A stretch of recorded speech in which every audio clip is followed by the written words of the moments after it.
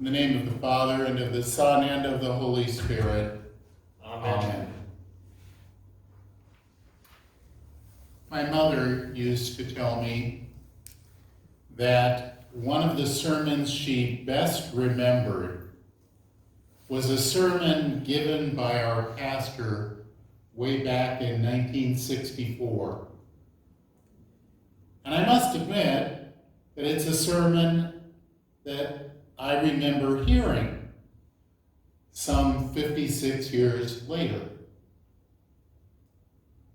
It wasn't that it was the greatest sermon ever preached, or even the best sermon that he ever preached,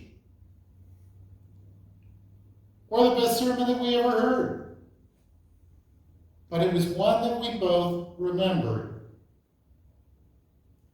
The pastor in his sermon that day went into great detail about sheep, pointing out how smelly and dumb sheep are, and how it's really not much of a compliment for Jesus to compare us to sheep. Let's face it, most of us don't know much about sheep. Anybody out there a sheep rancher? I know we don't have any in this congregation, but what with streaming our services now, who knows? So just in case we still don't have any sheep ranchers out there, let me share some facts about sheep. The world has over 1 billion sheep. Australia has the most sheep. The US has about 9 million sheep, with Texas being the largest producer in this country. Some sheep are used for food and some for wool. They also provide milk and cheese. Others are wild. Sheep are more widely distributed around the globe than any other domesticated animal, being found in virtually every country of the world. Sheep are cud-chewing animals, which have 4 stomachs. Can you imagine the damage they do at a buffet restaurant? Which may be a thing of our past, but buffet restaurant. And as my former pastor pointed out, sheep are smelly and dumb. So today Jesus calls us his sheep. Sheep who know his voice and follow him. But do we? Do we really know his voice?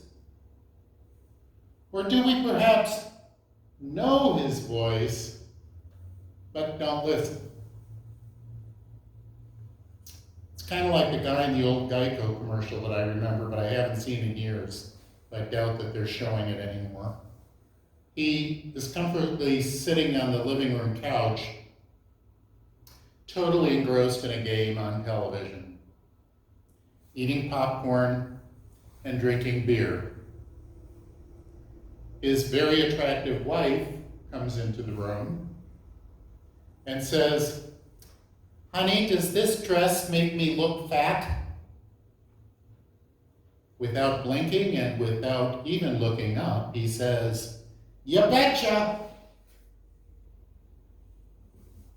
That guy's in big trouble because he didn't listen.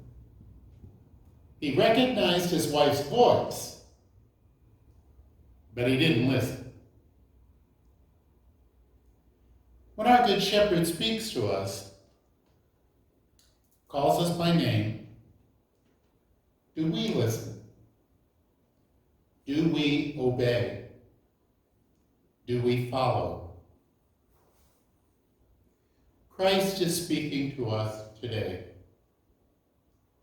He knows what's best for us, what we need.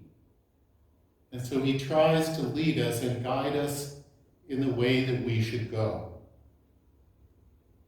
Every time we gather together for worship, whether it be together here in church or spread around in our homes, wherever they may be, Christ is with us, speaking, leading, guiding. But do we listen? Do we obey? Do we follow?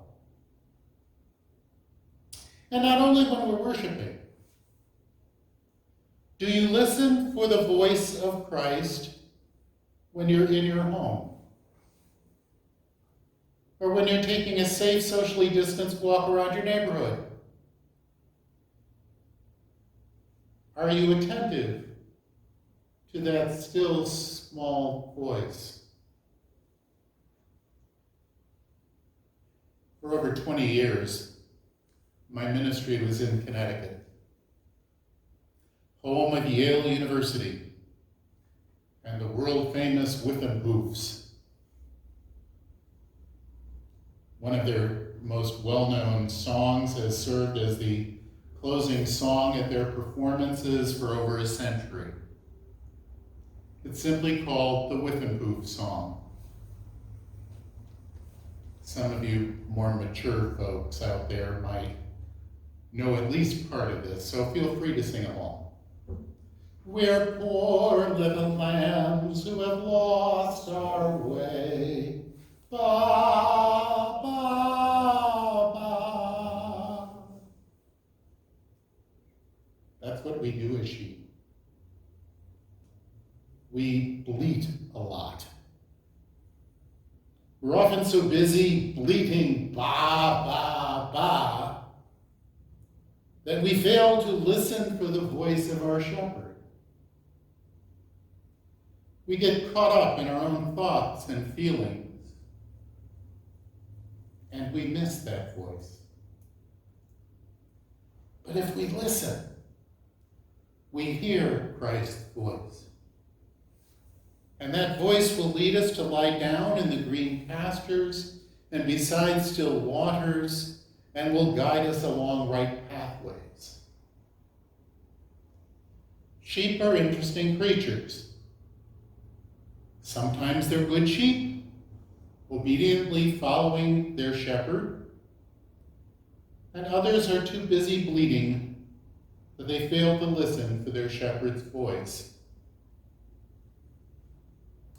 I'll be the first to admit that I don't know much about sheep. But as far as people go, there are good sheep who listen to their master's voice and follow him.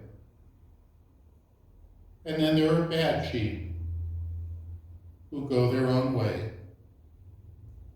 The day is coming, says Christ, when God will separate the sheep from the goats. And what will be the determining factor? Did they listen and follow the voice of their good shepherd?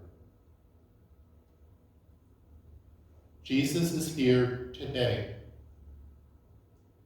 He's speaking to people even now. The question is, are you listening to his voice? Are you willing to follow him? Or are you just going to keep going your own way? Ba, ba, ba. Amen.